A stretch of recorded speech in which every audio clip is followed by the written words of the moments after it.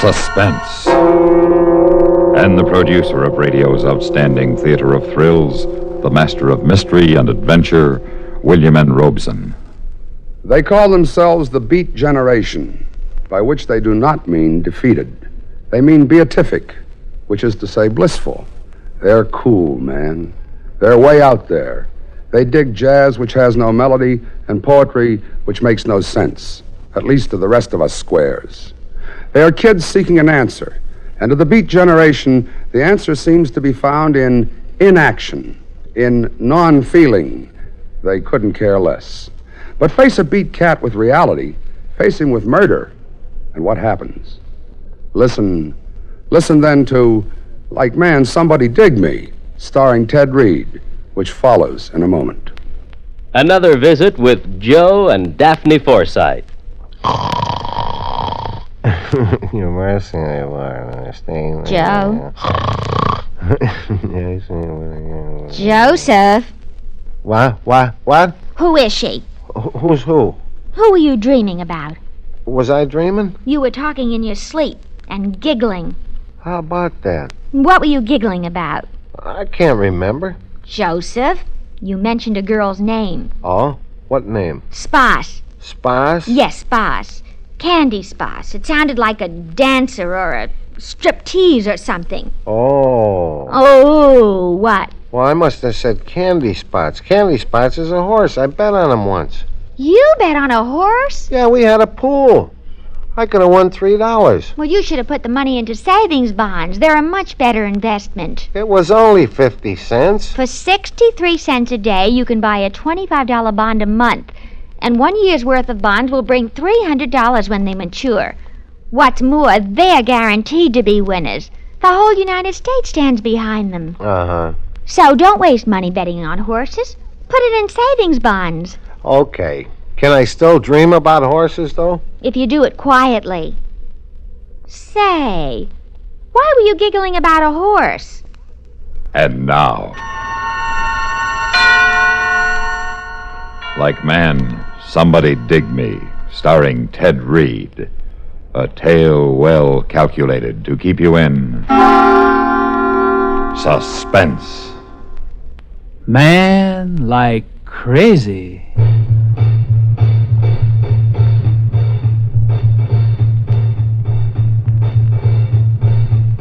Man, I dig everything. I dig Zen and underarm deodorant. I dig Elvis Presley and Sputniks. I even dig people that drive right on by when I'm hitchhiking.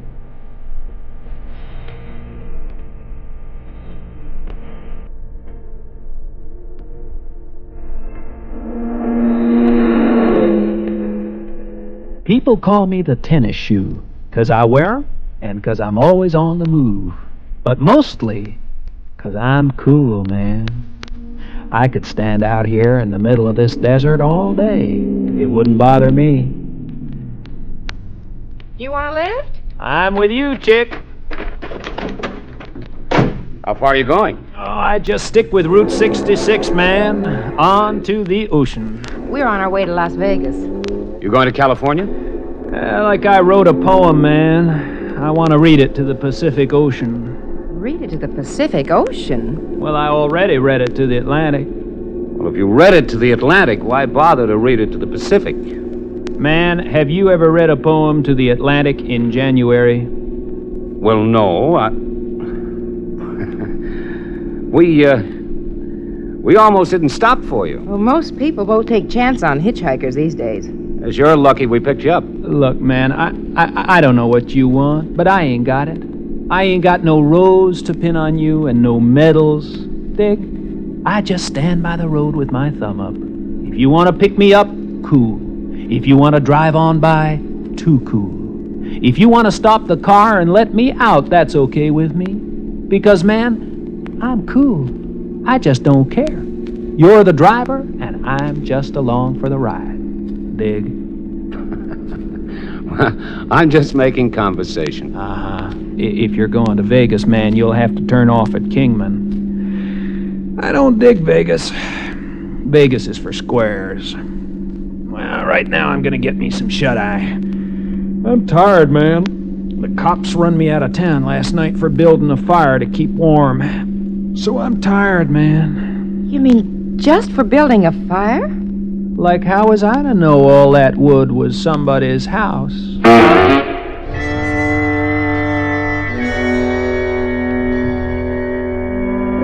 I pulled down the lids of my eyes and made like I was asleep, but it was all I could do to keep from busting out laughing. This was kicks, man. These squares were real kicks. Turn on the radio, Walter. Uh-huh. Walter, I don't like that man. Oh, don't be silly. Shh, keep your voice down. Do you want to wake him up? I think he's crazy and I think he's dangerous. Honey, he's perfectly harmless. I see his type on the road a lot lately. It's kind of fad. They call themselves the Beat Generation. They pretend that nothing matters to them anymore. They just drift. He's harmless. Just the same, I wish we hadn't picked him up. Interrupt matinee melodies to bring you another bulletin on the killer who's been terrorizing southern Nevada. Walter, listen. The hatchet maniac's fourth victim was just found brutally murdered in the small Nevada town of Searchlight, not far from the Arizona border. Only one eyewitness has seen the killer. She describes him as being medium height, dark coloring, and wearing a red nylon jacket and tennis shoes. Walter, he's... Oh, use your head, Mary. We're in Arizona. But the description fits and he could be carrying anything in that bag of his. You want to look in the bag, like? I thought you were asleep. Don't jump. Stay cool. I'll, put it in the front seat and you can look-see. Man, it don't even zipper shut. So what do you dig inside? A bottle of wine from the supermarket, typewritten copies of my poems, a clean shirt with a dirty collar. Man, I travel so light, I don't even dig toothbrushes. So what am I going to do with a hatchet? Man, there is one thing about squares they never, ever learn.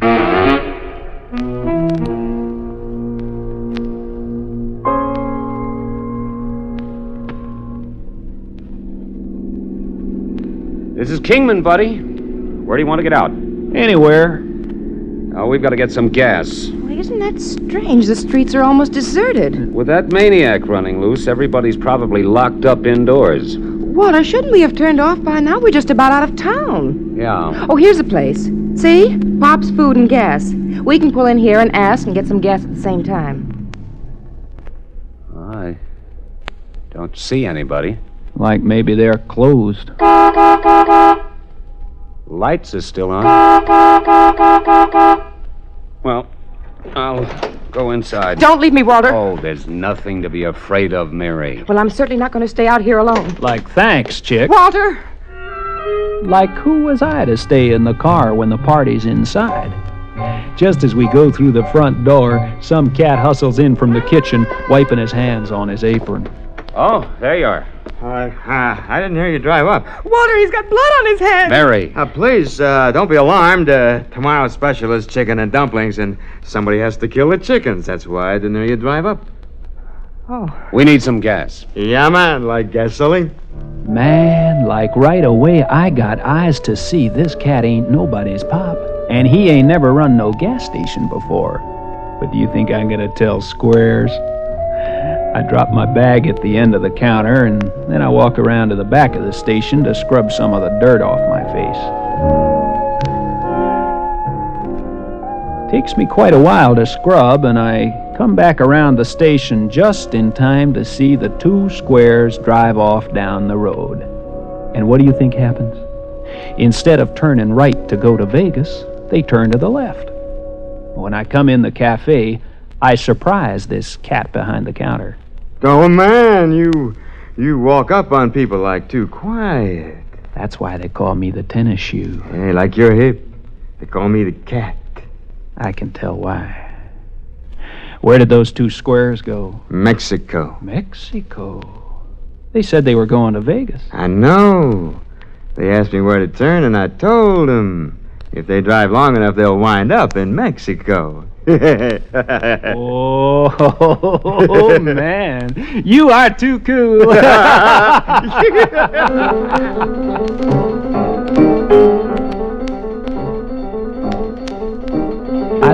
cat, and I'm walking west on 66 with my thumb ready, 10, maybe 15 minutes at the most, when this squad car with a flashing light screams up to a stop.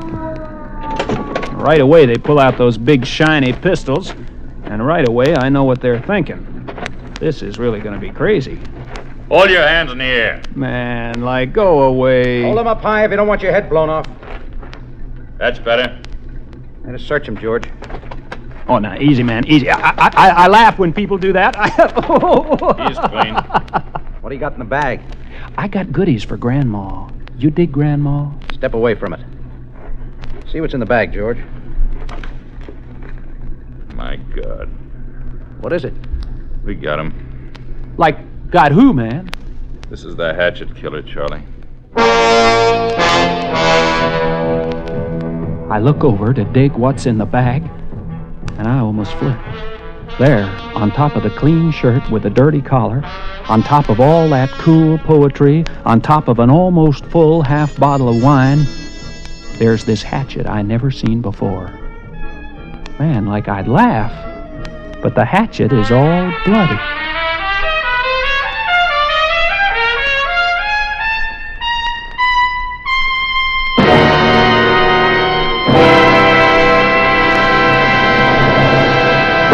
In a moment, we continue with the second act of Suspense.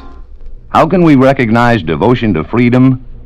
One way is to be able to identify the Navy Cross, established by Congress in 1919. A cross made of bronze, it contains a design of an old sailing ship, the Caravel, with crossed anchors and the words United States Navy on the reverse side.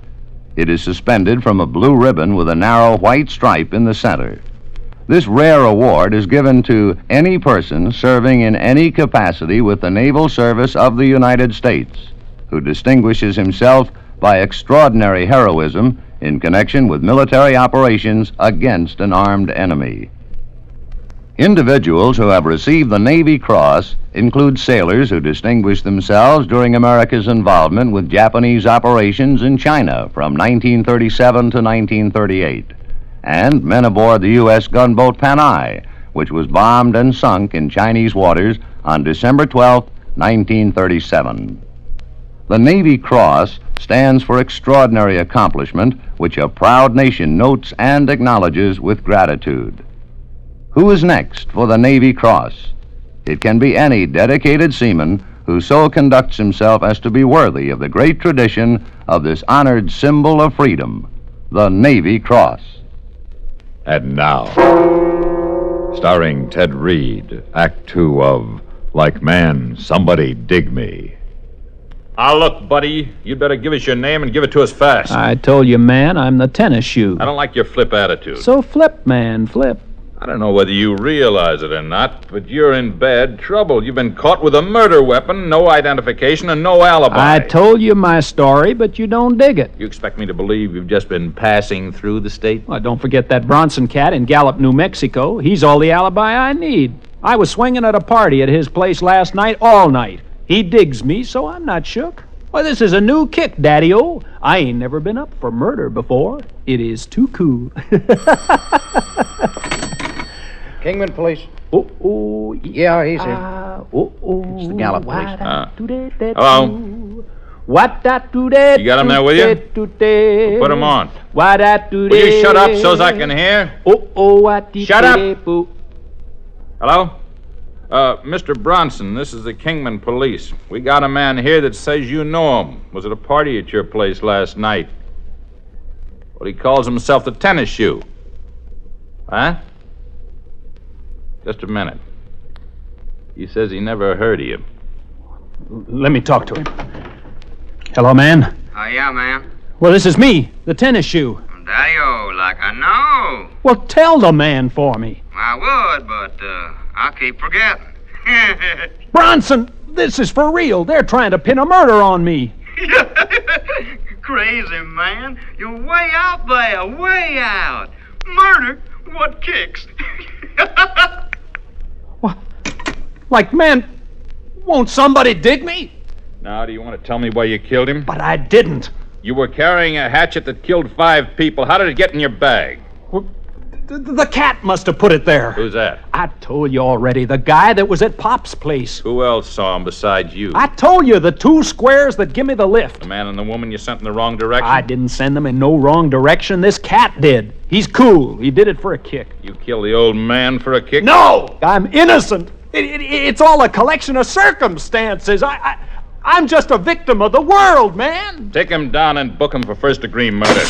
Hey, what's going on out there? Most everybody in town's out front. They're yelling for the hatchet killer. You aren't going to let them in here, Chief. If they're making up their minds that they're coming in, it's going to take more than me to stop them. Well, you can't let them get me. All right, throw him out here. Don't pay any attention to them. I'm going out there and try to talk them out of it. All right.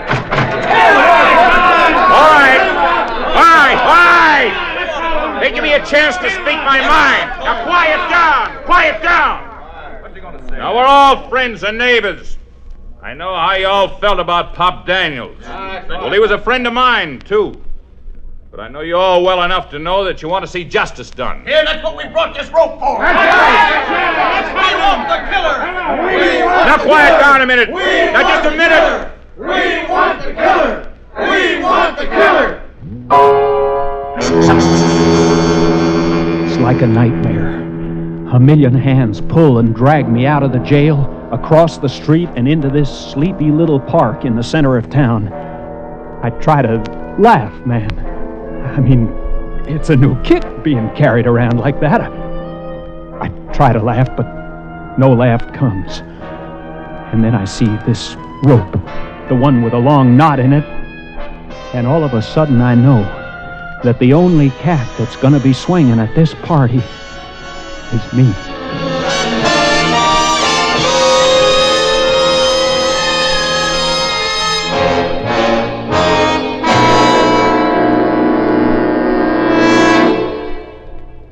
In a moment, we continue with the third act of Suspense.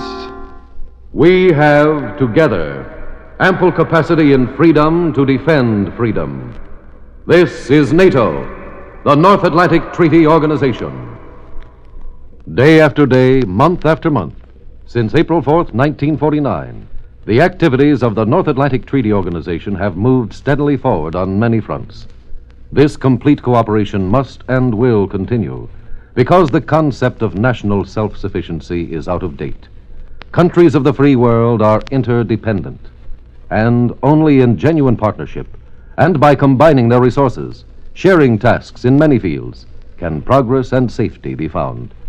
The United States of America is a part of NATO. You should be aware of and alert to the objectives and programs of the North Atlantic Treaty Organization. And now, starring Ted Reed, Act 3 of Like Man, Somebody Dig Me.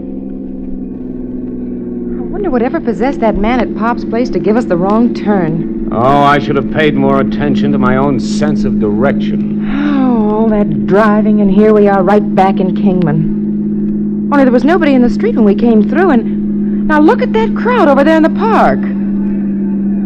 Probably a political rally of some sort. No, look at that rope. They're going to hang somebody. Hey, old-timer. Yes, sir. What's going on? Well, they caught that fellow who's been going around chopping up people over in Nevada. But he sure made a mistake when he killed old Pop Daniels here in Kingman this afternoon. We don't put up with that Look kind at that of man stuff. they're putting a rope on. Isn't that the same? Yes, that's our hitchhiker. They're making a terrible mistake. He was with us all afternoon. Walter, where are you going? They'll hang him if I don't stop them. Walter, come back here. They'll hang you, too. Wait! Wait, this man is innocent! All right, let me through. Let me through here. He's innocent. I can prove it. Listen to me. Give me a chance and listen to me. If you hang him, you'll hang an innocent man. I can prove he's innocent because he's been with my wife and me all day. Man, am I glad to see you.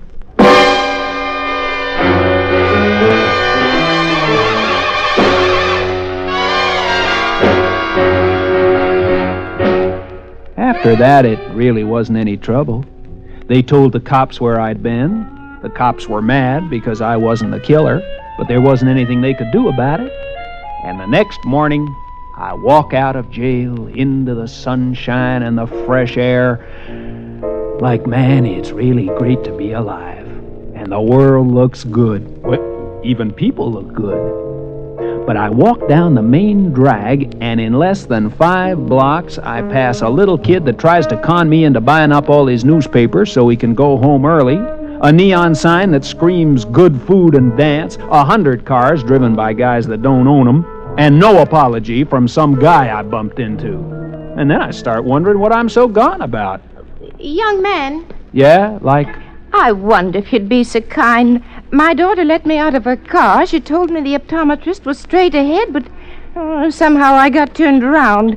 Would you lead me to the right door? Optometrist? Yes, I broke my glasses 3 days ago. Well, Grandma, I don't know how you did it, but you just drifted yourself down about 2 doors. Here, you take my arm. Thank you so much. You're such a kind young man. Now, watch it. There's a step here. Oh, my, it's so cool in here. Why, I didn't know you were hip, Grandma. And what nice music on the radio. Yeah, Moms, it's way out. Now, here's a chair. You sit down. Oh, thank you so much. Whatever would I have done without you? Shh. There's a sign over there that says quiet, please. I'll tell the receptionist you're here. Don't go away. Can I help you? Yes. Are you family or a friend of the deceased? Oh, it's my mother. She don't want to view the body. She just wants to sit here and meditate about the dearly departed. I see. Yeah. So you just leave her alone with her thoughts, and I'll be by and pick her up in a while. Well, we do our best to be a comfort in a time of trial and stress.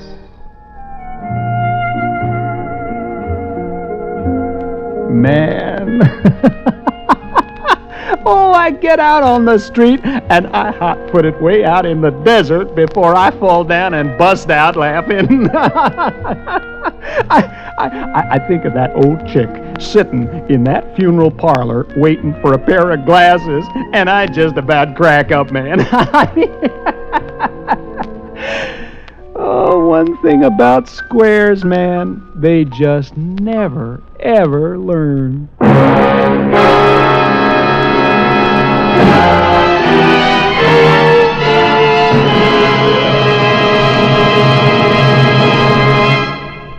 Suspense, in which Ted Reed starred in William N. Robeson's production of Like Man, Somebody Dig Me, written by George Bamber. Supporting Ted Reed in Like Man, Somebody Dig Me were Lillian Bayef, Bill Quinn, Dawes Butler, Barney Phillips, Jack Moyles, Sam Pierce, and Norm Alden. Listen. Listen again next week when we return with another tale well calculated to keep you in suspense.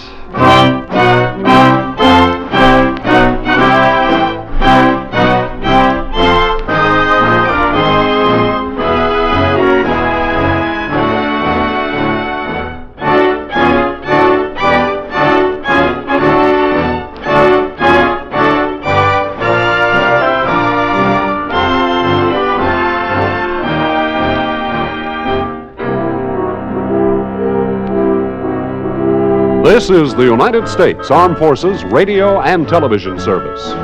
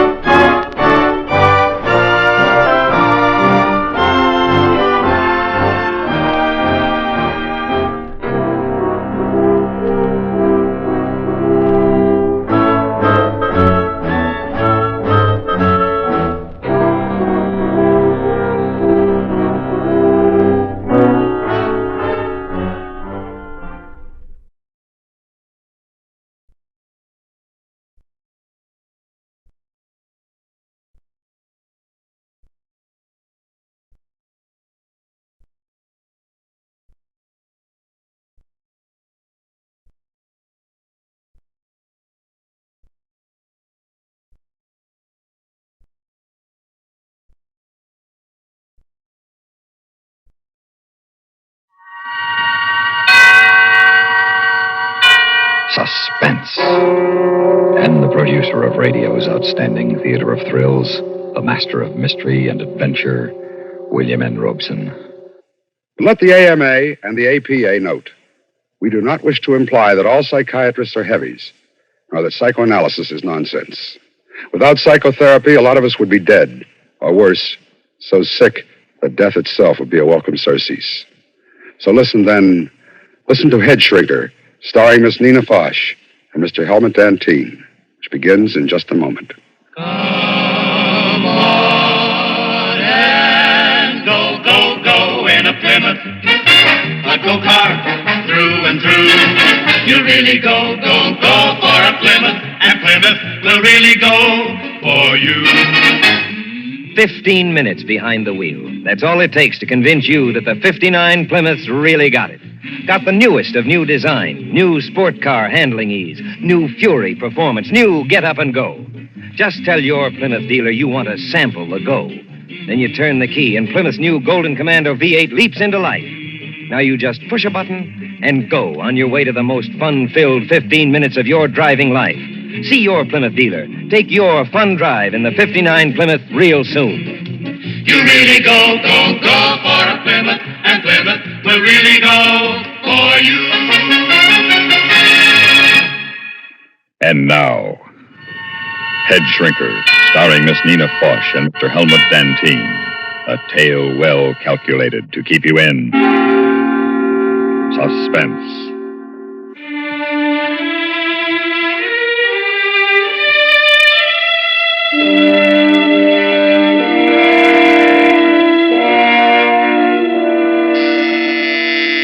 The doctor will see you now, Mrs. Ellender. Oh, thank you. I'm his last appointment. As usual, Mrs. Ellender. I'll be leaving shortly myself. As usual. Thank you. As usual.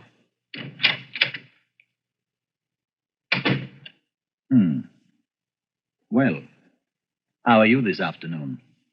All right, I guess. The couch, or may I sit down? The couch, I think. Your associations seem to flow more freely on the couch. All right. You're the doctor.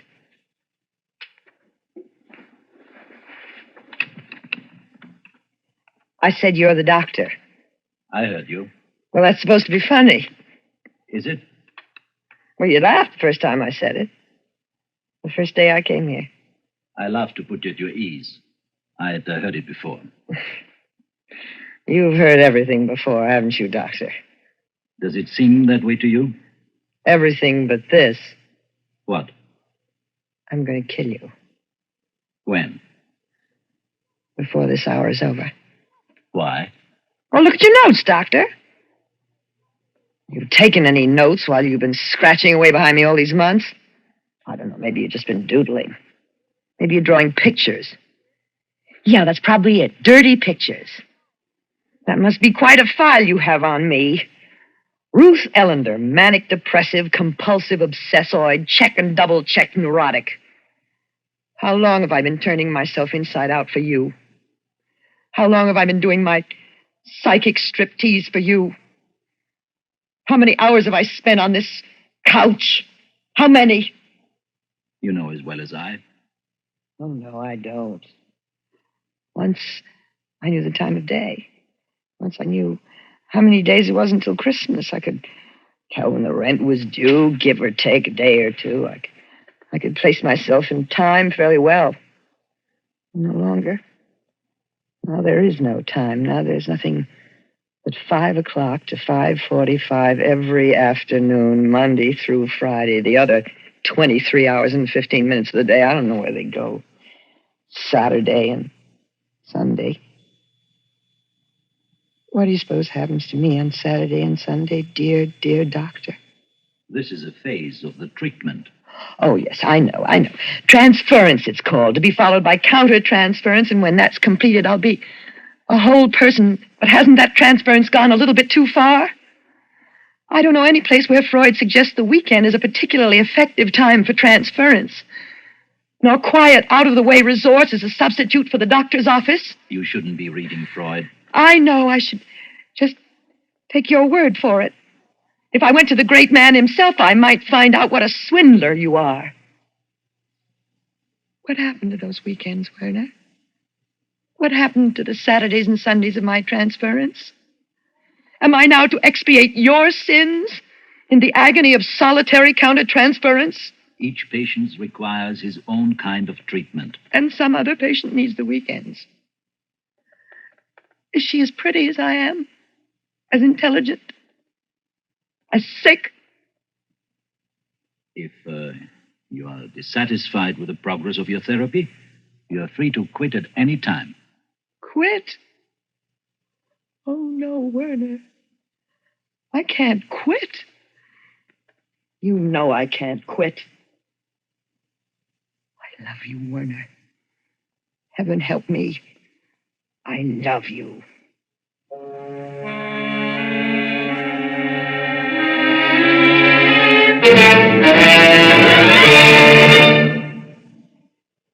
In a moment, we continue with the second act of Suspense.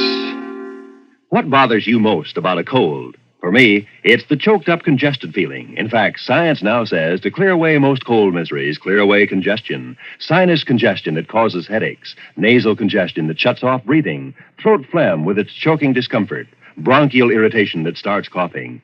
Yes, to clear away those cold miseries, clear away that congestion. And now, there's a specialized new medicine to do that fast. 4-way liquid cough and cold medication. Taken as directed, with the first dose, feel sinus pressure and headache clear. Feel runny nose dry and open up. Breathe freely. Sore throat is soothed and cough eased. Yes, 4-way liquid clears away cold congestion and clears away worst cold miseries. Working through the bloodstream, it reaches all those congested areas. Because it's liquid, relief comes fast. So to clear away cold suffering, clear away congestion with new 4-way liquid cough and cold medication. Get it today, only 98 cents. And now, starring Miss Nina Foch and Mr. Helmut Dantine, Act 2 of Headshrinker.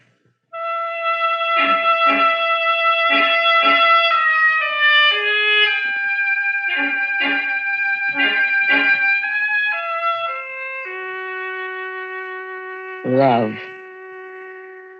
I said I loved you. What is love, Doctor? What is it to you? What is it to me? What is it to me?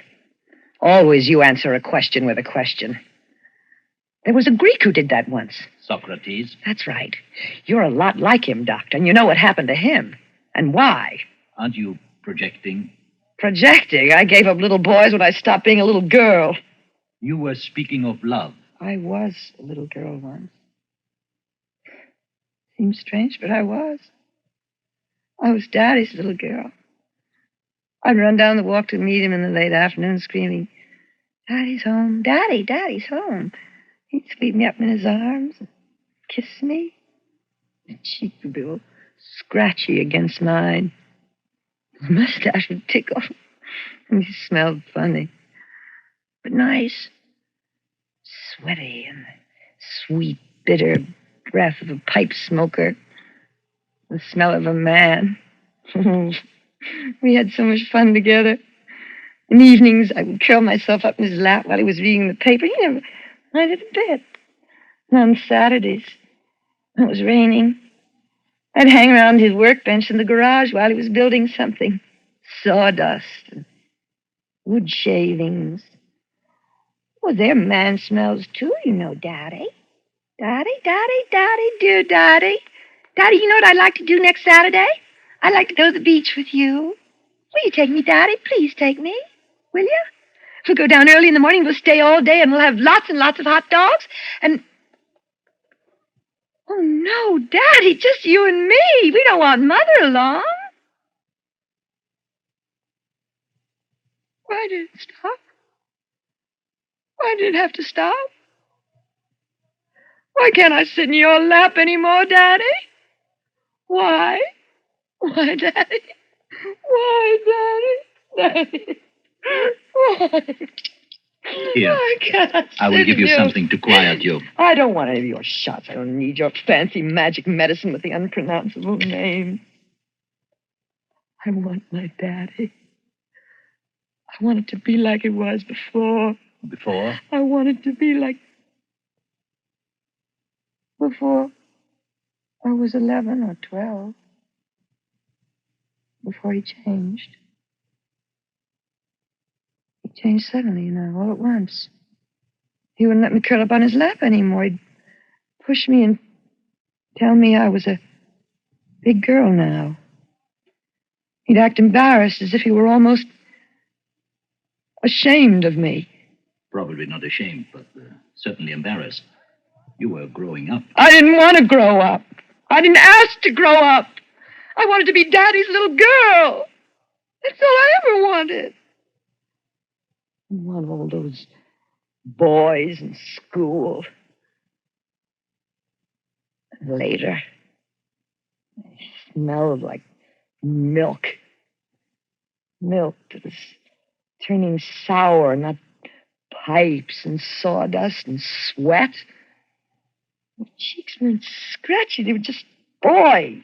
Yet you married one of them. Well, yes, I knew I'd marry him from the moment I met him at that party during the Christmas holidays. We started going around together once a week, then twice a week. And soon we were seeing each other every night.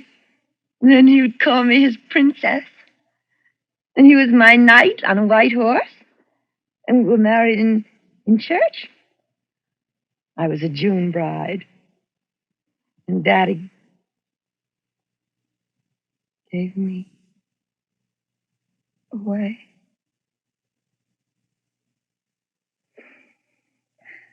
And then I was Mrs. George Ellender. I wasn't a princess anymore, and George wasn't a knight on a white horse. It wasn't like the fairy stories where they lived happily ever after. Those stories don't tell about the sinks full of dirty dishes.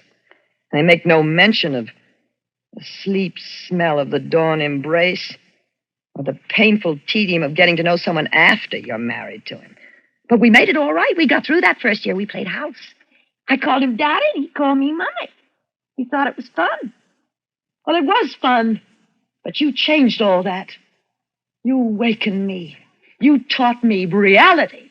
You opened my eyes, you and your psychoanalysis. Why couldn't you have left me alone? Why didn't you let this sleeping bitch lie? Who do you think you are, God? No, but perhaps you think I am. Oh, no, not God. The devil, maybe, but not God. Anthropomorphism, the last refuge of the ignorant and the immature. Oh, come off those big words. They don't impress me anymore. Save them for your next victim. Victim? Yes, victim. Lawyers have clients. Storekeepers have customers. Doctors have patients, but you have victims. Why me, though? Why'd you pick on me? There were other women at that party where we met. Lots of them. Nice, juicy, neurotic ones. Why me? You sought me out. Oh, come now. Who lit the cigarettes? Who brought the drinks? Who danced attendance and who told me I was more disturbed than I realized? The fantasies of rationalization. The distinguished psychiatrist. The great healer. Concerned with poor little me. The beard. Like a messiah. The gentle voice. With just enough of Vienna in it. The compassionate eyes. I arrived at that party in the best of health. I left it a very sick woman who could be made well only by you. You convinced me that I was leading a meaningless life, that I was unhappy and maladjusted and immature. You assured me that I would only realize my fullest potential through psychoanalysis. You practically begged me. No. You seduced me into becoming your patient. You came here of your own free will. Oh, no, I came here of your will. And against my husband's. It's only natural for a husband at first. At first! George didn't have a chance. You saw to that. You tore him down piece by piece until there was nothing left of him or our marriage. Your decision to divorce your husband was arrived at by you after you realized the real reasons why you married him. Oh, nuts. I've been on this couch too long for that kind of double talk, Werner. You guided my free association every inch of the way. You led me, oh, so deftly to the water. And then you let me think it was my idea to drink. That first night, when you took me to dinner, I didn't know then, how could I, that no ethical analyst would have suggested such a thing. I thought it was part of the therapy. Oh, I was so easy for you, wasn't I, Werner? It must have been very little fun for you, really, no struggle. Poor Werner, I took away your sense of conquest, didn't I? But I gave you everything else. Everything. Willingly. I loved you, Werner. You were a god. My god. Your pipe, your beard. You were... Daddy? What a contemptible thing to say. What an evil, dirty man you are. You see why it has become impossible for you to continue as my patient? Yes. I told you when I became your lover that I could no longer be your doctor. And you were right. And so that's the last time I will ever lie on that couch. From this moment on, I shall no longer be your patient, and you will no longer be my doctor. A very mature decision. Yes, because now I'm going to kill you.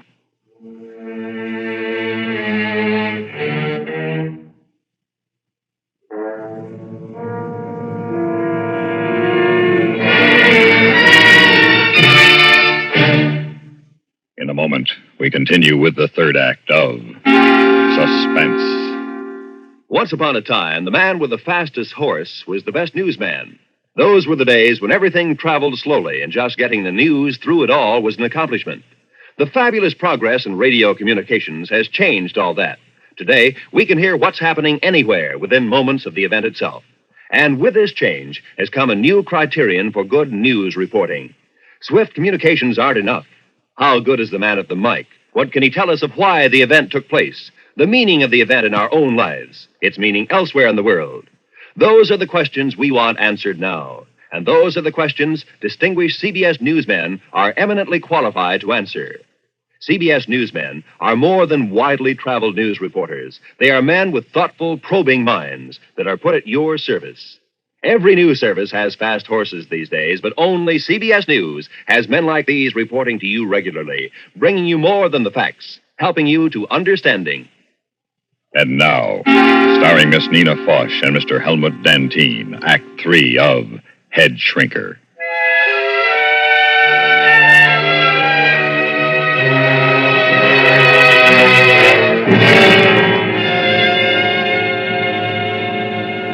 That gun is loaded.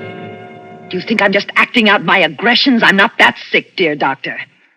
The gun is loaded. You have considered the consequences? All of them.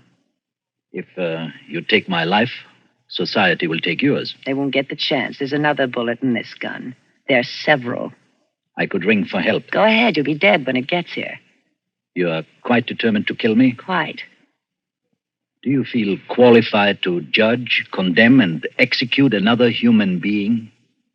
As qualified as any other woman who's been rejected by the man she loved and found him not worth her loving. But I don't hate you as much as I loathe myself for having loved you. I see you now for what you are. A ridiculous little man. I wonder how you look without that beard. I wonder if you have any chin under it. Don't you think this comedy has gone far enough? It is a comedy, isn't it? And you're the comedian. The apostolic descendant of Sigmund Freud. From all our sins, dear Freud, deliver us. Thy will be done. Deliver us not into our it, and forgive our ego. For thine is the power and the superego forever and ever. And little bearded Werner is thy vicar on earth. You're becoming hysterical. Now, put that gun away and get a hold of yourself. I'm enjoying our little comedy. And my hour isn't over for 12 more minutes. It is my hour. I'm paying for it. You're insane. Insane is a legal term, not a psychiatric term. Remember, we learned that early on the couch. There is no such thing as insanity, only varying degrees of adjustment to reality.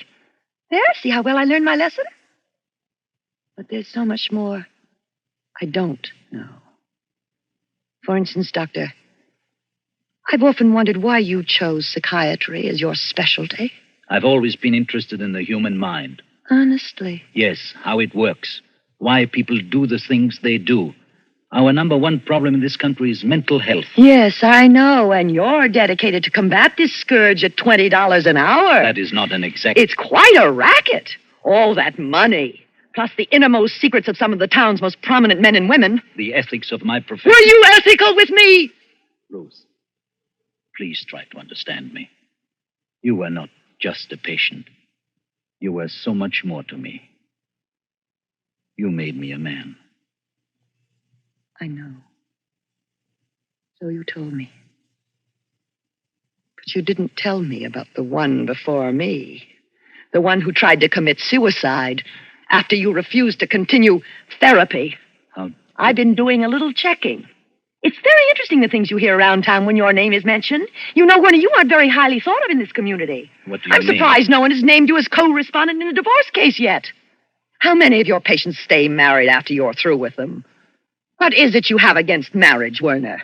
I can't be responsible for what a person does once he learns the truth about himself. Of course you can't. A surgeon can be held responsible if he leaves a pair of pliers inside a patient after an operation. An obstetrician could be held responsible for a bungled delivery. But you can't be sued for a ruined life. It's a great out you have. The patient did it himself. Name me one patient you've made happy. Psychoanalysis does not guarantee happiness. Now you tell me. It seeks to help the individual to adjust to reality. There is no such thing as happiness. That's not what you said once. There is only the absence of angst. Translation, please. Angst, anxiety, fear. A person can function normally only when he has rid himself of fear. What are you afraid of, Werner? Me? Why, nothing. Then why do you hide behind that beard? Why, Aren't you afraid to look like other men, lest people realize that's all you are? Just another man. No, of course not. Why do you use your analyst couch as a lonely hearts club? Can't you meet women any other way? Are you afraid to compete with other men in the world of women? Ruth, don't say things like that. Why?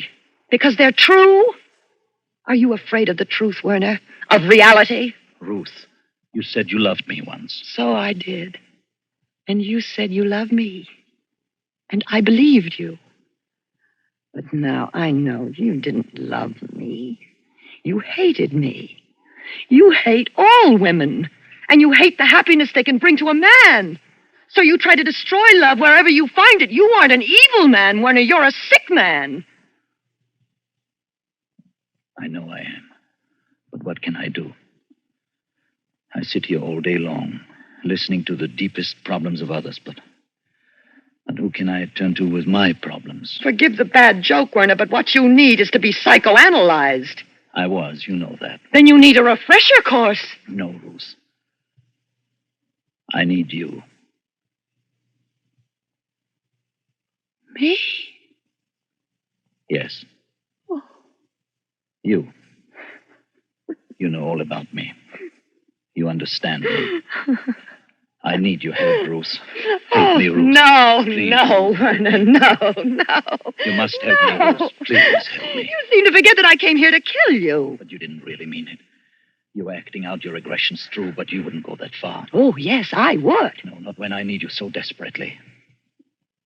You're really afraid, aren't you? Yes. Yes, terrified. But not of dying. Of living? Yes, without you. I know now I can't go on living without you. Then the biggest help I could be to you would be to kill you. But I couldn't do that now. It would be ungrateful of me. Ungrateful? Yes. You see, Doctor, you've cured me. Of what? Of you. But I need you. That, my dear Werner, is your problem. Well, I see my hour is nearly up. You're not leaving me. Yes. But you can't. No, you can't. Oh, yes, I can. You are no longer my doctor, my father, my lover, or my God. You're just a frightened little man. Ruth. Please, Ruth. Ruth. Oh, I might as well leave this gun with you. I have no further use for it. Good luck, Werner.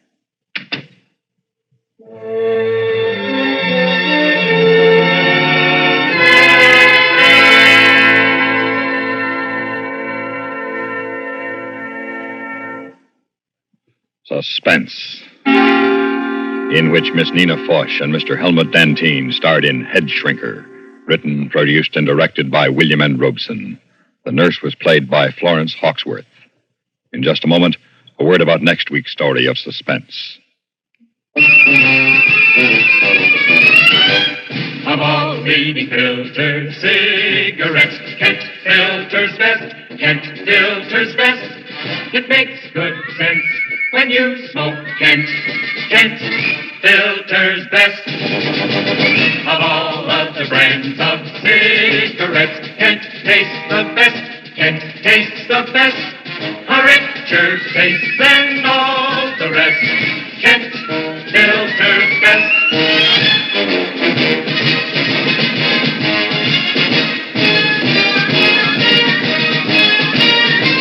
It makes good sense when you smoke Kent.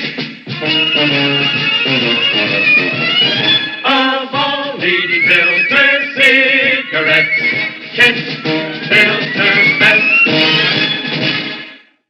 Listen. Listen again next week when we return with James and Pamela Mason in The Dealings of Mr. Markham. Another tale well calculated to keep you in suspense.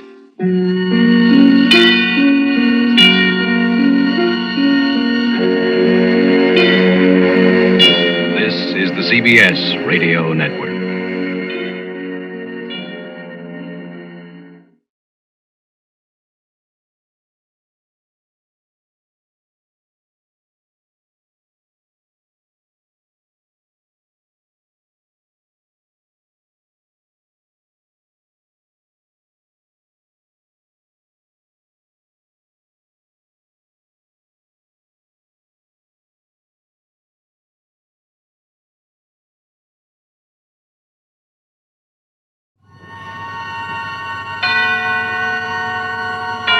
Suspense. And the producer of radio's outstanding theater of thrills, the master of mystery and adventure, William N. Robeson.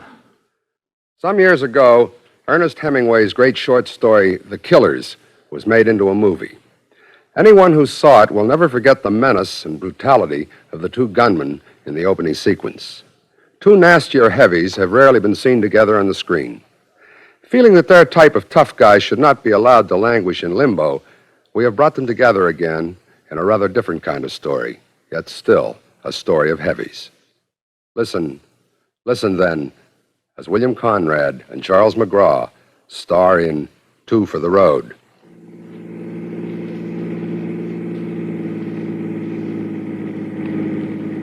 Where are we now, Joe? You been asleep? Yeah. Where are we now? I don't know for sure. Someplace in Arkansas, I think. Sure is a big country, ain't it? Yeah. Hey, you want me to drive? No, I'm all right. You get some more sleep, huh? I got enough. Sure you're all right? Maybe a little groggy. We'll stop in the next place for coffee, and you can take it from there. Okay. Hey, what time is it? Must be past midnight. You know, I keep wondering. Yeah, wondering what? If we're doing the right thing, cutting out like this. What else could we do? New York is dead. Chicago and New York. You think the coast will be any better? It's gotta be. There's plenty of action on the coast. I hope you're right. But all we got lined up is that job for Rocky. What about after? We do the job good for Rocky, he'll take care of us. When we get there, you think? Well, we come nearly halfway in 24 hours. If we go right through, we ought to make it by tomorrow afternoon. Yeah, it don't seem possible. It's such a big country. If Rocky wasn't in such a hurry with that job, we could see some of it. Nothing between New York and the coast but scenery. Oh, there's Vegas.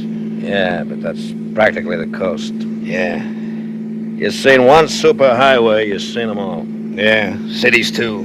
I was in Boston once for a tryout. Nothing. Drug haven. Huh? Joint up ahead there. Let's stop for coffee, huh? Yeah, okay. You know what they say, if the truck drivers stop at a joint, the food's gotta be good. Well, I don't see any trucks, and all I want's coffee. I can't go wrong on coffee. This place might as well close up for the night. No cars parked outside, and no customers inside. Yeah, there's one. Look at that doll at the counter. Yeah, not bad. I don't know what she's doing out here all alone in the middle of the night. Waiting for a bus, maybe. Evening. Aye. 2 coffees make mine black. Yeah, same here. 2 coffees.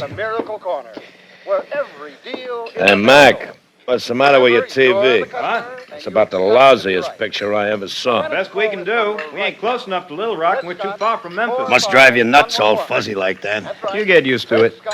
45111, and one of our friendly operators will take your order. If you're outside the dining area, Hi. just call. Hello. Say, ain't I seen you fellas before? I don't know how. We ain't never been here before. Well, neither have I. I'm from Memphis. We went through Memphis this evening. Funny. I'm sure I seen you someplace. No, in New York, maybe. I never been east of Chattanooga. No, we never been west of Weehawken. Well, excuse me for butting in. Not at all. I got it all. Hey, Joe. She's not bad, not bad. Yeah, I've seen better. Yeah, not all the time. What do you mean? Balut said the magic didn't get to him. I had to use a direct method. Tough. We was running a nice, clean operation. Yeah, I knew I'd seen you Don't before. remember how to make cement Where? Right there on the TV, ain't that you? Huh? I can't tell through all that snow. Hey, Charlie, look. How about that? It's an old Kenny of the plain clothes. Yeah. Well, that is you, ain't it? Sure looks like you. That's us. Yeah, but do you mind reaching up and turning it off? It stinks even when you can see the picture. You're actors. Yeah. I always watch your program. Glad to know we got an audience in Arkansas. What you fellas doing way out here? Driving to the coast. Hollywood? Yeah, that's right. Hey, you want a lift? Sure. What? Why not? Well, we're driving right through. It wouldn't be very comfortable for Oh, I don't mind. I won't take up hardly any room at all. And I don't have any luggage, just this purse. Well, I don't know. I got a little money. I'll pay for my share of the gas. Well, it ain't that. It's Ah, come on, Joe. Let's give the kid a lift, huh? Look, Charlie, haven't you heard about picking up strangers on the highway? You don't mean you're afraid of me. Well, no, but you gotta admit it's a little kook finding a girl out in the middle of nowhere without any baggage wanting to go to the coast. All right, it's like this. I'm running away from home. Why don't you run back? We don't want your husband gunning for us. Oh, no. I'm running away from my old man and my old lady. Tonight we had a big beef and I walked out. Got a ride out of Memphis as far as here. What's so funny? You worry about giving me a ride. I'm the one that's got the worries. This fella that gave me a lift out of Memphis wanted me to pay for the ride. The price was too high. That's why I'm out here in the middle of nowhere. Oh. What a dirty, no good... But you guys don't look like that type. Well, we're not. So I trust you and I'll accept your invitation. Well, okay. You finished your coffee, Lothario? Oh, yeah, sure. All right, let's hit the road then.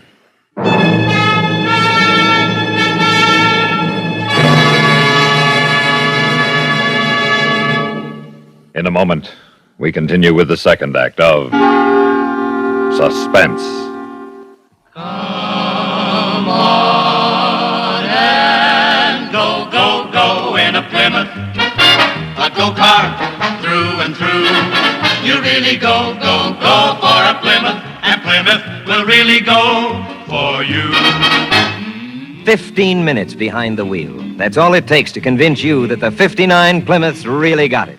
Got the newest of new design, new sport car handling ease, new Fury performance, new get up and go.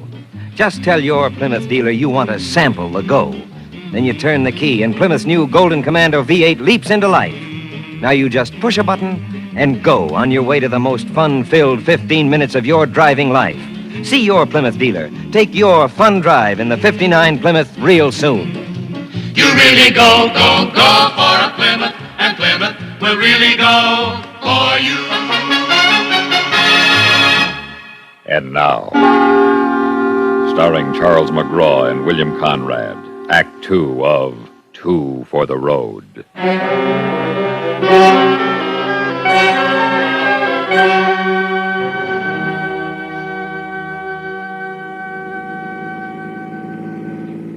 I can't get over it.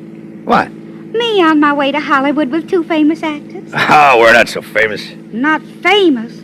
Why, I bet The Plainclothesman is the most popular TV show in Memphis. Everybody knows Joe Harris and Charlie Bloom. You're Charlie, aren't you? That's right. And you're Joe. Yeah. How come you're going to Hollywood? They killed us. We're dead. Dead? Yeah, what Joe means is we got too big for the Plainclothesman, see? And the star of the show, Hubert Bromley. Oh, I can't stand him. Yeah, well, anyway, he's the star, and he didn't like how big Joe and I was getting, so he had the writers get us killed in last week's episode. Well, that was mean of him. That's showbiz. And being as how we was typecast as hoods, we couldn't get any good parts in New York. Actually, Joe and I are pretty serious actors. Oh, I know you are. Yeah, we just look like hoods. That's what I liked about you in The Plainclothesman. Yeah. Well, we got this pal in Hollywood, Rocky Lamont. He used to hang around Walgreens, but he's a director now, and he's got a couple of swell parts for us in a pilot he's shooting. The Three Musketeers. Well, I thought that was a kid's show. Musketeers, not Mouseketeers. Oh. That's why we're in such a hurry. Rocky starts shooting day after tomorrow. Say, honey. Yeah, Joe? You got any idea where we are? Oughtn't to be too far from Little Rock. Hey, Joe. Joe, look, must be a wreck up ahead. All those flashing red lights. Police cars. It's a roadblock. They're signaling us to stop. Hey, what do you suppose they want? Who knows? Don't stop, Joe. What do you want me to do? Barrel right through 'em? Yeah. You crazy or something? They'd shoot us full of holes. We'll shoot back. With what? With this. Hey, Joe, look, she's got a rod. What? You nuts? You put that out of sight. Help! What's the matter with her? Well, don't ask me. She was your idea. What's the trouble here? Thank heaven you stopped us, officer. These two men are kidnapping me. Okay, they forced me you into the two car out. Memphis. Hey, now listen, officer, this broad's flipped. Yeah, we just met her up the road. Out! Hold your hands up high. Now, look, Sergeant, I'm sure we can explain everything. You better. Now, you, young lady. Hey, Sam. Yeah? The gal ain't here. The door on the other side's open. She must have got out that way. There she is. She's on Jerry's sick. Hey, stop! Stop! I'll shoot! Look out, she's got a gun. Oliver! Son! Hang off out there! My, how chivalry has fallen in Arkansas. Shooting at women. It'll be children next. All right, mister. It's my duty to tell you that anything you say may be used against you. Frisk 'em, Sam. Right. Where you from? New York. Where you going? Hollywood. Yeah, Sergeant, we're just driving through. They're both clean. Check 'em against those descriptions. You in Memphis tonight? Yeah. Doing what? Just driving through. Let's see your driver's license. Okay. Here you... It's gone. My wallet's gone. So's mine, Joe. That broad, she's a pickpocket. Yeah, she stole my wallet. You gotta arrest her. Oh, don't you worry. We'll arrest her as soon as we can catch her. Descriptions fit, Riggs. So's the car. Blue and white convertible, New York license plates. Check their registration. What's your name? Joe Harris. And what's yours? Charlie Bloom. Whose car is this? Mine. The car's registered to Yusuf Horowitz. Now, come again. What's your name? Joe Harris. And that's your car. That's right. And how come it's registered to Yusuf Horowitz? You see, Joe Harris is short for Yusuf Horowitz. Why'd you steal the car? Look, I didn't steal the car. It's mine. All of it, it's paid up. That's my name, Yusuf Horowitz. Joe Harris is my stage name. That's right, officer. Hey, listen, you don't believe that crazy broad, do you? You don't think we kidnapped her? Nope, not for a minute. I think she was in this here thing with you from the beginning. I think she drove the getaway car. Get away from what? The holdup of the Cotton State National Bank in Memphis this afternoon. What? Snap the cuffs on him, Sam. Yeah. Now, look here, you're making a terrible mistake. You haven't got any charges. Oh, yes, we have. Armed robbery and murder. That bank teller you shot died an hour ago.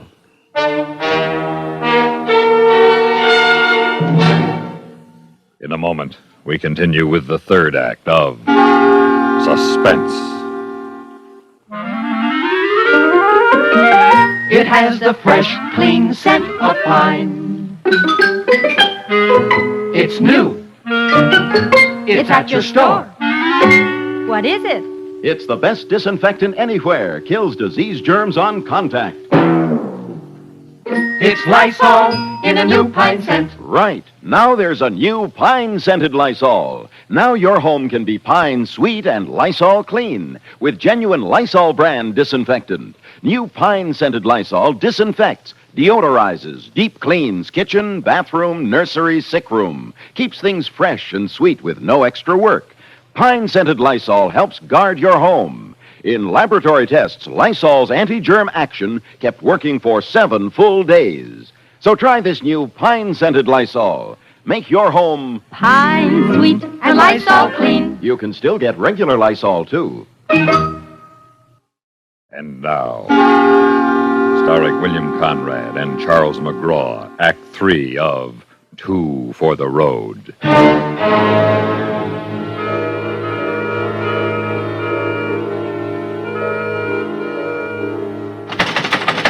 Hey, donkey!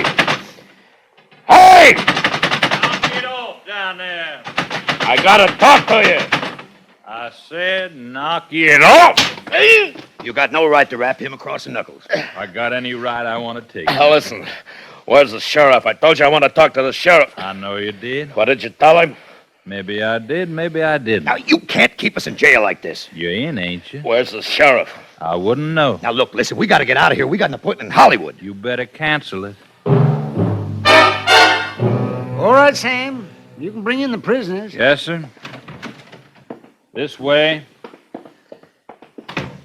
Sit down, boys. I hear you want to talk to me. You're darn right we do, Sheriff. Well, good. Because I want to talk to you. What about? Can't you guess? That cop last night said something about a bank robbery in Memphis, but we don't know nothing about it. Yeah, we're just a couple of actors. Well, it looks like you're a couple of bad actors. Look, you can check it. I'm Joe Harris. Yeah, I'm Charlie Blue. Now, we've been playing the heavies in a TV series of plainclothesmen. Yeah, we were on last night on Channel 2. Well, I don't look at TV very much, but I look at descriptions of wanted men, and you fit the description of the men who robbed that bank in Memphis yesterday. Well, that was just a coincidence. Well, is it a coincidence that the girl who was with you last night when you were arrested fits the description of the girl who drove the getaway car at the bank holdup? Yeah, that's a coincidence, too. I want to talk to an attorney. You can. Now, we got a right to counsel. You can't hold us I like... can, and I am. Incommunicado for 72 hours, and that's the law. Oh, listen, Sheriff, be reasonable. We got an important date on the coast. We're late as it is. And you're going to be much later. You can't prove that we robbed that bank. Can you prove you didn't? Sure, ask anybody who saw the plainclothesman last night. Yeah, ask that girl. She saw us on TV last night. I'd like to ask her a lot of things. Like, what about the kidnapping? Sheriff, there wasn't no kidnapping. She asked us for a lift, and we gave it to her. Well, until I question her, we'll just forget the kidnapping charge, huh? Thanks a lot. But you can make it easier on yourself if you cooperate with us about that bank robbery. You must be kidding. I don't kid. Now, let's have the story. Look, I told you we're actors. Well, yes. Oh, yes. Well, then act. What? I've got plenty of time. You say you're actors, well, go on, act. Will you believe us if we prove that we're actors? Well, I'm not making any promises. The burden of proof lies with you. Hey, Joe, let me. I'll prove it to him. Remember that closing speech in the plainclothesman that got me the Emmy? All right, you listen to me, copper. You put the roust on me for the last time. I hate cops. I was born hating cops. Joe. And cops ain't done nothing all my life to make me like them. I've always promised myself that someday I'd kill me a cop, and today's the day. Will you shut up? Let him go on. I believe him. Well, I believe every word he said. Oh, go on, boy. What are you going to do after you kill you a cop? That's all. That's the end of the speech. So you hate cops, huh? Well, that makes us even, because I hate punks. Hey, now, wait a minute. He didn't mean that. He was acting. He convinced me. That he's an actor? No, that he's a bank robber. All right, listen. Now, if you don't understand Charlie's acting, you listen to this. It's a different kind of acting. Oh, what a rogue and peasant slave am I. Is it not monstrous that this player here, but in fiction and a dream of passion, could force his soul so to his own conceit, and all for nothing? For Hecuba, What's Hecuba to him, or him to Hecuba that he should weep for her? Well, now, who's this Hecuba? Of course. Hecuba's that broad that swiped that motorcycle. Well, that was from Hamlet, Act 2, Scene 2. That was acting. Oh, that was action. All right, now, are you ready to talk about that bank job? Look, once more, real slow. We don't know nothing about no bank job. Well, like I said, we got plenty of time while we're waiting for you to make a confession on that bank robbery. Maybe we can find some other charges against you. Oh, but this is crazy. What charges? Well, I don't know yet. I'll know better after the lineup. Lineup? Yeah, a couple of acting fellas like you claim to be. Oh, my, you ought to enjoy the lineup. I'll put you up there on a stage with the footlights on you, and I'll give you an audience. Look, you don't have to do that. That girl, she knows who we are. Ask her. No, I can't not know we pick her up. But it'd be nice to have her in the lineup, too, now, wouldn't it, boys? Yeah. That'd add a little sex appeal to your show. Sam? Yeah, Chief. Got anything on that girl yet? Yeah, Chief. A teletype just came in a couple minutes ago. Oh, they got her? We might say they have. Found her an hour ago in a gully north of Greenville. Oh, she didn't get far, then? Far enough. She's dead. Dead? Yeah. Guess she didn't know too much about driving a sickle. Skidded the thing right through the guardrail last night. Well, thank you, Sam. You hear that, boys?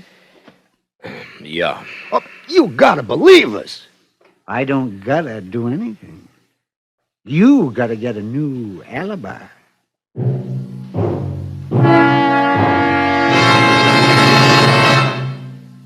In a moment, we continue with the fourth act of Suspense.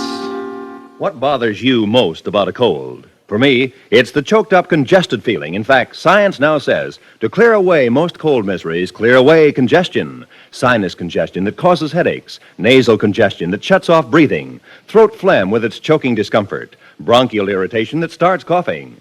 Yes, to clear away those cold miseries, clear away that congestion. And now, there's a specialized new medicine to do that. Fast, 4-way liquid cough and cold medication. Taken as directed, with the first dose, feel sinus pressure and headache clear. Feel runny nose dry and open up. Breathe freely. Sore throat is soothed. Cough eased. Yes, 4-way liquid clears away cold congestion and clears away worst cold miseries. Working through the bloodstream, it reaches all those congested areas. Because it's liquid, relief comes fast. So to clear away cold suffering, clear away congestion with new 4-way liquid cough and cold medication. Get it today, only 98 cents. And now, starring Charles McGraw and William Conrad, Act 4 of Two for the Road.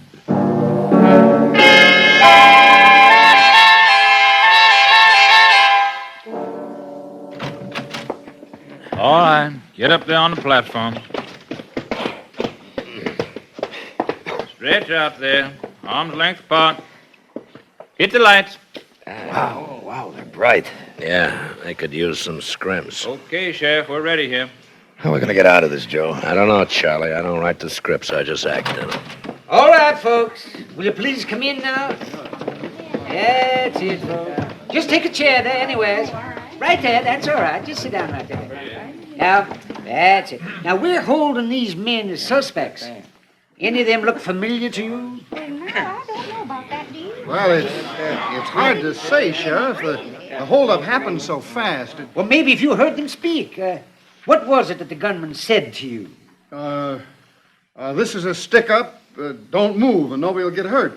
Something like that. Uh-huh. Well, all right, you men. Now, you men up there, let me hear each one of you say that this is a stick-up.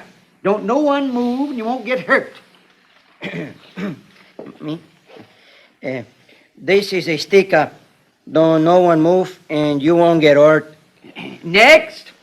This is a stick-up. Don't no one move and you won't get hurt. Yes. Next man. This is a stick-up. Don't no one move and you won't get hurt. Last man. This is a stick-up. Don't no one move and you won't get hurt. That's him! That's him! I'll never forget that voice as long as I live. I couldn't see him, of course. It was pitch dark. In the bank? No, in my bedroom. He crept in through the window, and he stood over my bed, and I could hear him breathing. And then he spoke.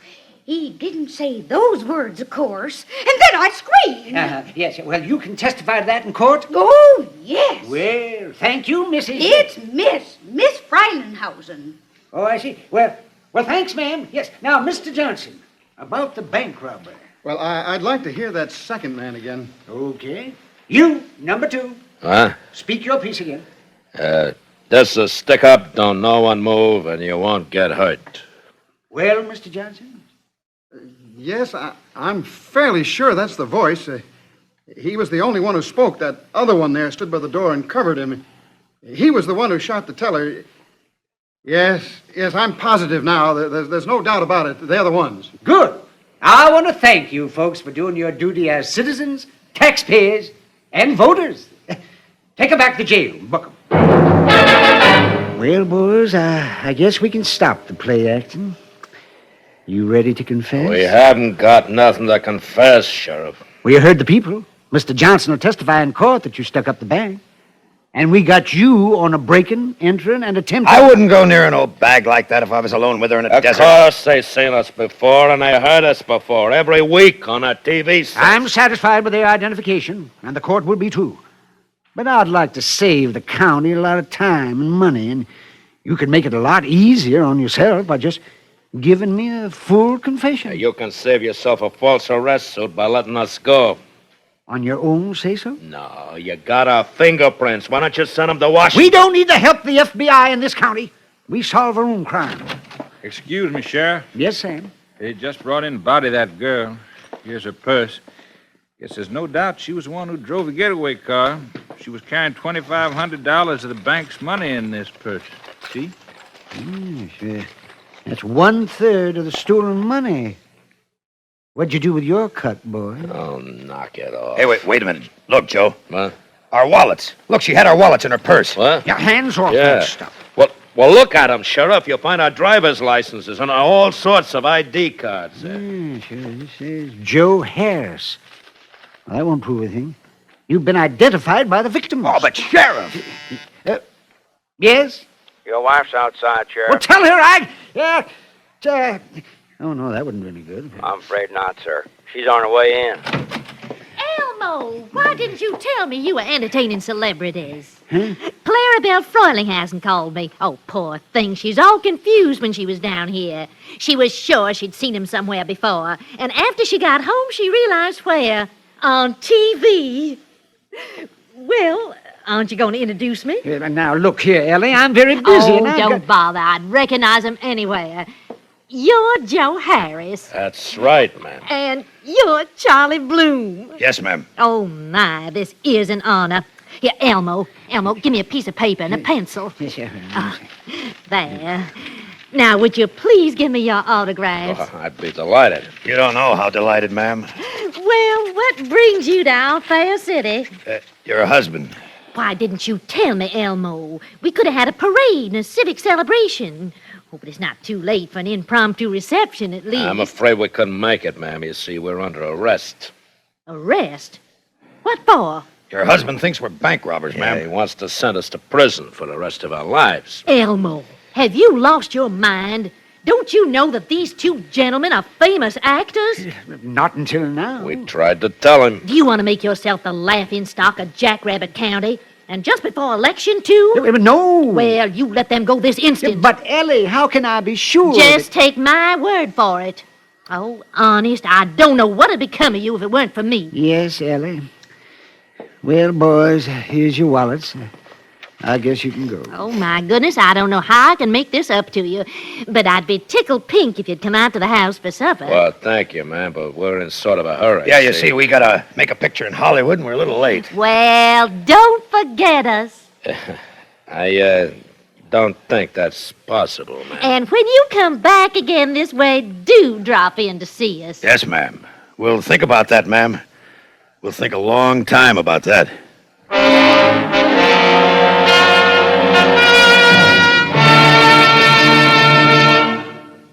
Suspense, in which William Conrad and Charles McGraw starred in Two for the Road, written, produced, and directed by William N. Robeson. In just a moment, the names of the supporting players and a word about next week's story of Suspense. Of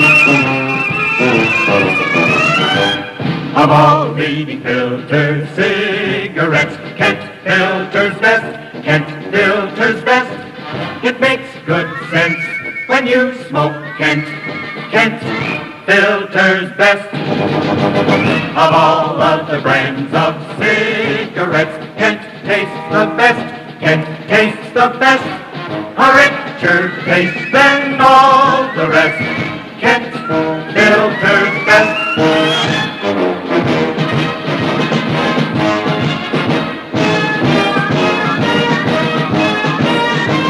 It makes good sense when you smoke Kent.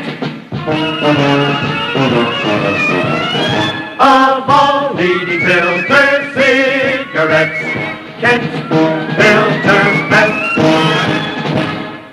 Supporting Mr. Conrad and Mr. McGraw in Two for the Road were Paula Winslow, June Foray, Howard McNear, Evan Thompson, Barney Phillips, Sam Pierce, and Jack Crucian. Listen. Listen again next week when we return with another tale well calculated to keep you in suspense. Every Sunday night, Mitch Miller stars on the CBS Radio Network.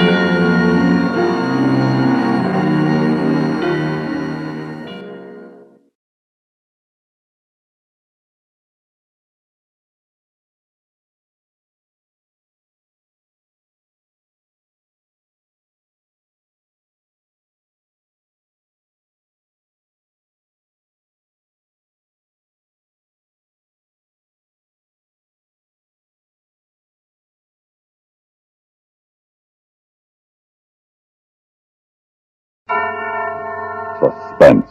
And the producer of CBS Radio's outstanding theater of thrills, the master of mystery and adventure, William N. Robeson.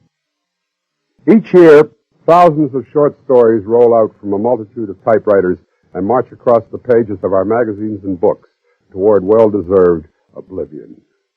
Few are memorable, fewer still are classics. They pass the time and are forgotten even before the paper in which they are written is reduced to blackened ash. But occasionally a story is written that is a true classic, an unforgettable tale. Listen to such a one now. Listen as Vincent Price stars in Ambrose Bierce's weird and wonderful story of the Civil War, Occurrence at Owl Creek Bridge, which begins in just a moment. The following message is from American Telephone and Telegraph.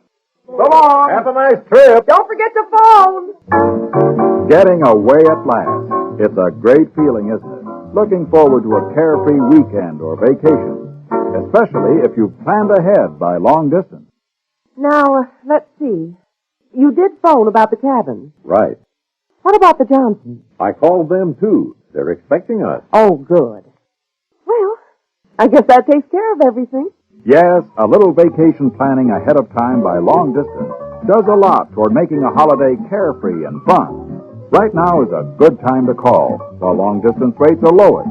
Remember, whenever, wherever you go this summer, go first by long distance. And now, Occurrence at Owl Creek Bridge, starring Mr. Vincent Price. A tale well calculated to keep you in suspense.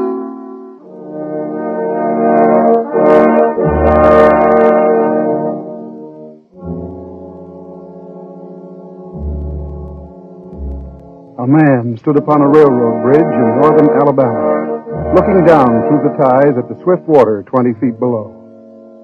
The man's hands were behind his back, the wrists bound with a cord. A rope closely encircled his neck. It was attached to a stout cross timber above his head.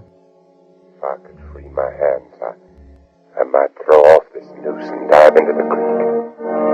If I swam underwater, I would be safe from their bullets. If my wind held out, I could make the southern bank, take to the woods, and get away home.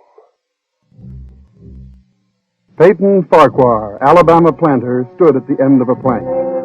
A captain of the Union Army and a sergeant stood at the other end. When they step aside, the plank will tip upward, and Peyton Farquhar, Confederate spy, will slip between the ties to hang until dead above the muddy water of Owl Creek.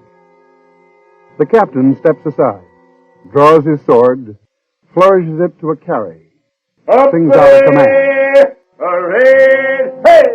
The men on the bank smartly spread their legs, thrust hands forward over their rifle barrels. The sergeant on the end of the plank takes one step to the left. The plank tips forward, and Peyton Farquhar drops between the timbers of Owl Creek Bridge.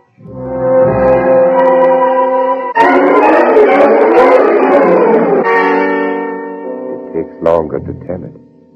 As you drop downward, you lose consciousness. You are as one already dead. Then you awaken sharply in pain to feel, not to think, just to feel. The cutting pressure on your throat, the agonies of pulsating fire shooting from your neck downward, to feel the fullness, the congestion, the head bursting with suffocation. Distantly beyond, outside of yourself, you hear a splash. Remotely, you sense cool, wet, green darkness. The rope is broken. You've fallen into the stream. Come, Peyton, they can't pick you. The knot's given. Again, now try once more. There. That does it. You must breathe when you come to the surface. You must breathe quickly. For if they haven't hanged you and they fail to drown you, you can't let them shoot you. And now a deep breath. Down there for the You dive deeply, but above the ringing in your ears, you hear the volley of the rifles. And as you rise towards the surface, you meet shining bits of metal, singularly flattened, the distorted and spent bullets oscillating slowly downward past you. One catches in your collar, and it feels uncomfortably warm. You snatch it out, and this gray piece of Yankee lead reminds you of the gray uniform on the soldier who is responsible for you being here. It was only night before last when the soldier had ridden up the driveway as you and your wife sat under the magnolia trees in the cool twilight. Good evening, sir. Good evening, Corporal. Won't you dismount? Thanks. I wonder if I might trouble you for a glass of water. Why, of course. Don't disturb yourself, Peyton. I'll go fetch it. You're most kind, ma'am. If you indicate the well. Nonsense. You just sit a spell with my husband. You look as if you could do with some rest. Yes, ma'am. Reckon I could. I'll be back in a jiffy. Thank you, ma'am. Well, Corporal, whose command are you with, huh? Colonel Tolliver, sir. 13th North Carolina. Yeah, we get so little news down here. How are things going at the front? Not good, sir. The damn Yankees are getting ready for another advance. They're repairing the railroad. Got it in shape almost to Owl Creek Bridge. And they got outposts there.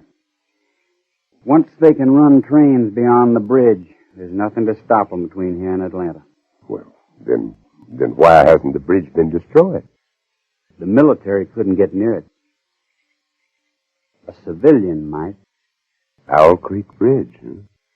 Well, that's not far from here, is it? Less than 20 miles. That bridge is important. Sure is. What if it were destroyed? Hold up the Yankees for several weeks. Suppose a man, a civilian like myself, should elude the picket post. What could he accomplish? Well, I was there a week ago, just before we had to pull out.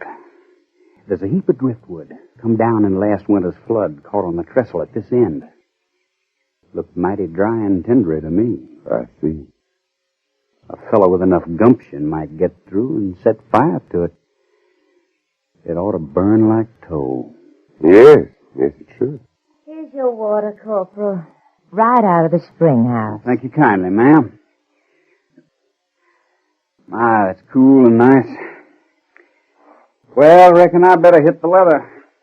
I got a lot of riding ahead of me tonight. Well, good luck to you, Corporal, and thank you for the information. You'd be taking a chance, sir, but you couldn't do a greater service for your country. I remember that, Corporal. Bye, ma'am. Bye, sir. Many thanks.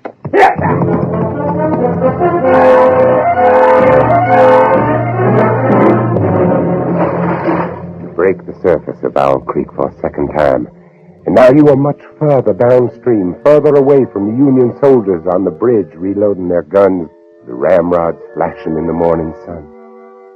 And then something seems to grab you and you're whirled round and round, spinning like a waterlogged top. You're caught in a vortex, a whirlpool. The water, the banks, the distant bridge, the soldiers become indistinct blurs. You're helpless. You feel dizzy and sick to your stomach. Just as you felt last night when you crept up the bank toward the lone sentinel at the south end of the bridge and discovered that the sentinel was not alone. There he is, boys. Grab him. I got him, Sergeant. Oh, Mr. Peyton Farquhar, we've been expecting you. How did you know my name? We got ways. But look here. I'm a civilian. I was just... Save your breath. Thank your maker we didn't shoot you in the back. We don't do things like that up north. You'll get a trial, everything fair and square. All right, bring him along, men. Here he is, Captain. Right on schedule. Good work, Sergeant. Is this the man, Lieutenant? That's him. Why, you're the corporal who stopped at my plantation last night. That's right, Mr. Farquhar. But not of the 13th North Carolina Volunteers. Mr. Farquhar, this is Lieutenant Saltonstall, intelligence officer, 5th Massachusetts Regulars. You've trapped me. You deliberately led me into a trap. I'm a civilian, a planter. And also a Southern patriot, caught in the act of sabotage. You can't prove it. We don't have to. But why have you done this? Why have you deliberately trapped me? It's so much easier to eliminate civilian resistance by luring it into the open. You fell for the bait. Too bad. Now look here. It is my constitutional Which right. Constitution? Constitution of the United States of America or Jeff Davis? You insulting Yankee. Remember your manners, sir. I demand a trial. You've just had it. Post a guard over him, Sergeant. Yes, sir. We'll hang him in the morning.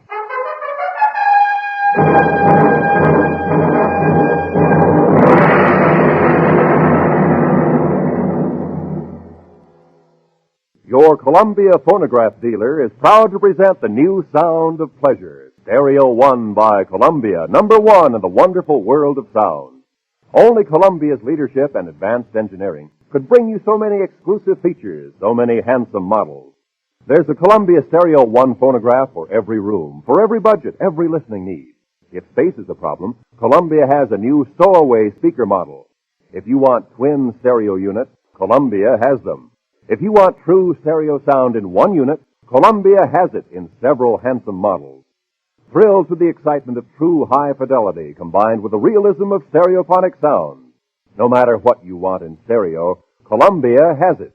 And your Columbia phonograph dealer is headquarters for Columbia Phonographs.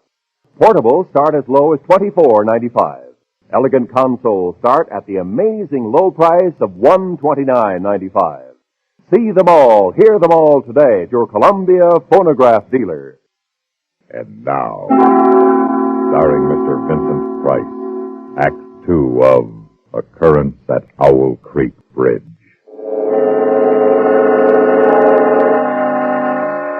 But they didn't hang you. The rope broke and the whirlpool carried you away, and now you realize that the rain stopped. You open your eyes. You are lying on the southern bank of the stream, out of the sight of your enemies, safe. You leap to your feet and run into the woods south towards home. It's nearly noon now, and for a half hour you've been plunging through a swamp waist deep in green ooze. Your neck hurts constantly, your head throbs, and your tongue is thick. Gnats swarm before your eyes and catch in your eyelids. Mosquitoes buzz in your ears, drill deep into your hands and your swollen neck. You can't go on any longer. You slow down and you stop. You reach toward a palmetto root for support, and it It slithers from your grasp and slides softly into the water. Water moccasin. Fear finds you at last. Terror, which stood aloof when you fled the executioner's bullets, now embraces you with clammy unction. Water moccasin. And now each branch and root seems to writhe under your glance. The swamp is undulating with certain death. You plunge on through the dark, stinking ooze, on and on, tripping, stumbling, but never stopping.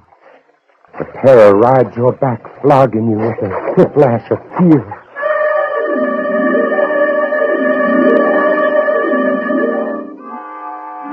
Jethro's gonna have Mouse Farquhar fit as a fiddle in jig time.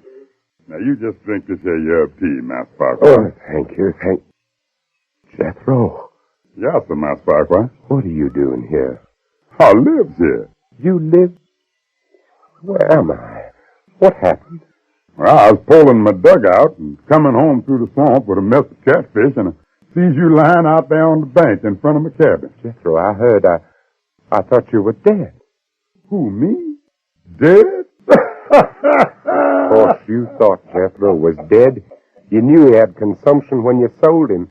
You knew he couldn't last long and he wasn't earning his keep. His wife and his daughter had carried on some at first, but after a while they calmed down, and last you heard, Jethro was dead. You thought I was dead, Mouse Farquhar? Why, sir, don't you know what done happened to me? I'm free. I'm free at last. Yes, sir, I'm free. And I expect pretty soon my woman and my little girl are going to come along and join me. How is they, Mouse Farquhar? Is they well? Oh, yes, indeed. They're both fine, Jethro. Jethro, I don't know how to say this, but I really was sorry about having to sell you. But there wasn't anything else. Oh, I understand, Mouse Farquhar. Don't you pay it no mind. I done forgive you long ago. Don't the Lord tell us to forgive those who trespasses against us? And don't the Lord promise us we shall be free? Don't you worry none about it, Mouse Farquhar. Hey, here now. Quiet there, Spot. Quiet, Chigger. I must have had a razorback in his breast. No, it ain't no hog at all. Look, Mouse Farquhar. There's a horse coming down the back road. Why, swears a soldier. It's one of our soldiers, too. Corporal, look like. Jethro, you've got to hide me. Oh, why does I got to hide you, Mouse Farquhar? Don't ask so many questions, you insolent... Mouse Farquhar, you forget I'm free now. Oh, yes. Yes, well, then as an old friend, Jethro, please just hide me and don't tell that soldier anything. Why, sure. I reckon I can do that for old friend Mouse Farquhar. Here, you get on under this bed here, and I'll put the covers over the sides for you. There. Hey there, Uncle. Seen any strangers around here? Have you come this far just to be turned in by a wool-gathering black who talks crazy? Oh, I guess not. If Jethro knew this gray-clad corporal was really a Union lieutenant, he'd guarantee his freedom by turning you in. Unless, of course, he's planning to dispose of you himself. Yes, that's it. He's going to do you in himself. You live longer. Y'all can come on out now, Mouse Farquhar. Thank you. Lord, I declare I don't understand none of this. You says not to tell him you here, and he says not to tell you he's been here. Now, what's this all about, Mouse Farquhar? Nothing, Jethro, nothing. I owe the man some money, and I'm not ready to pay it yet. Oh, I see. I wouldn't know nothing about that. Money is something ain't never bothered me like it bothers some. Money and me's always been strangers. Jethro, what are you going to do with that knife? Huh? Oh, I was just fixing to split up some of them catfish I got in my dugout. Looked like you could do with a little food, Mouse Farquhar. No, thank you, Jethro. I want to get home by sundown. If you'll just tell me which way I should go. Well, I don't rightly know, Mouse Farquhar. But I reckon from the way the sun's reclining, it'd be down the road that way. Quite a far piece down. Yes, that should be about right. I never been back, you know. Never tried to go back since I've been free. Yes, I know. Reckon it won't be long till my woman and my little one comes here to me. Of course. If you get back, Mouse Farquhar, if you see them, you tell them I'm here waiting for them. Yes, I'll do that, Jethro. I'll do that.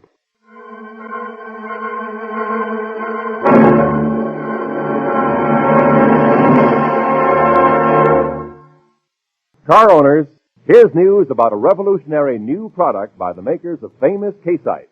It's new K-Site 3C, a heavy-duty crankcase concentrate for use in all engines.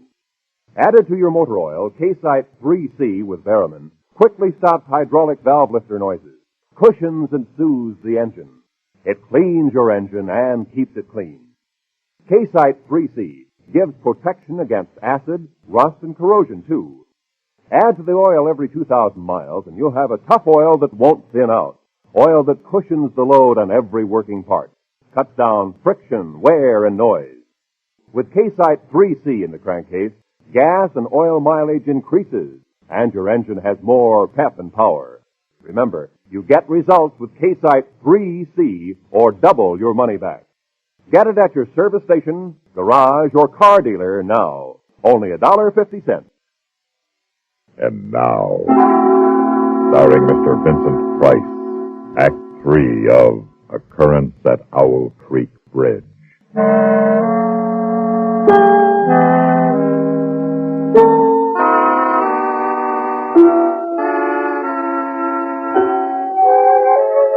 Get away from there fast. The shells of the back road crunching under your muddy boots. That grinning savage standing in the doorway of the shack, the knife in his hand.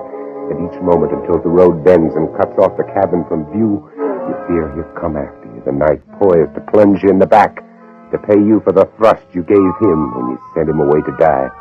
But he's still standing there, grinning foolishly and waving as you turn the bend.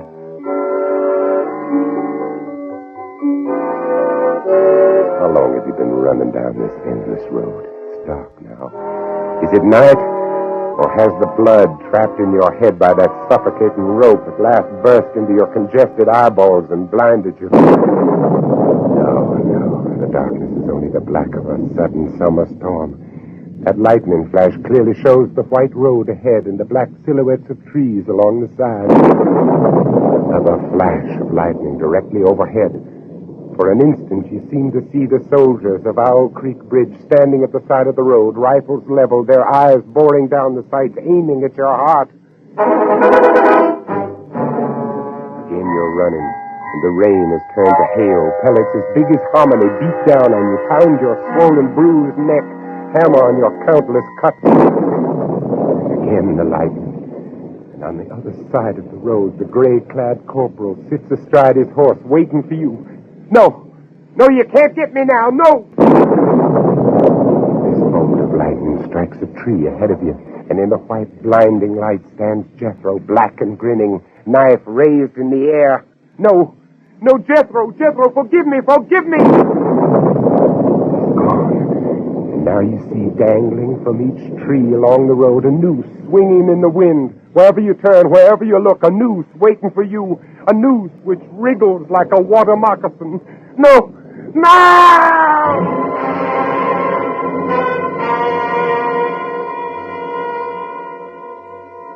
You were standing on the green lawn of your plantation before the high-columned entrance. The storm is over. The clouds are black and menacing all around the horizon, but through a break in the sky overhead, glorious sunlight streams down, bathing your garden and your house in heavenly light. You are home. Now you hear a rustle of crinoline, and down from the wide portico steps your beloved wife. She runs across the lawn, arms outstretched. Peyton, my dear, you're back, just as you promised you'd be. For this moment you have endured the agonies of this day. And were those agonies multiplied 1,000 times, they would be small price for the benison of this breast, the sanctuary of these arms, the security of these lips. You step forward to fold your wife in your embrace. The rope, stretched tight, sang like a bowstring. Peyton Farquhar was dead. His body, with a broken neck, swung gently from side to side beneath the timbers of Owl Creek Bridge.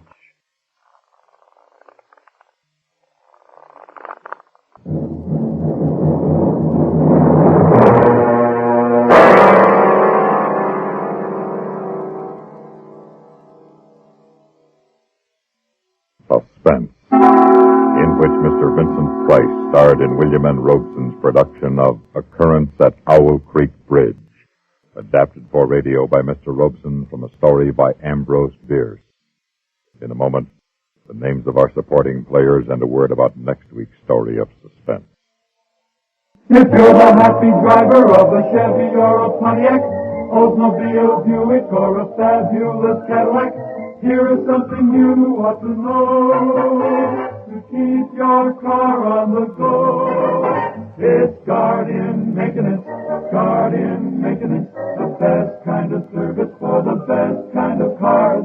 GM trained mechanics, the most modern equipment too, using factory-approved parts. Keep your car as good as new. See your General Motors dealer and get Guardian Maintenance, the best kind of service for the best kind of cars. Right now, your dealer is offering performance service specials. The things that should be done before a vacation motor trip.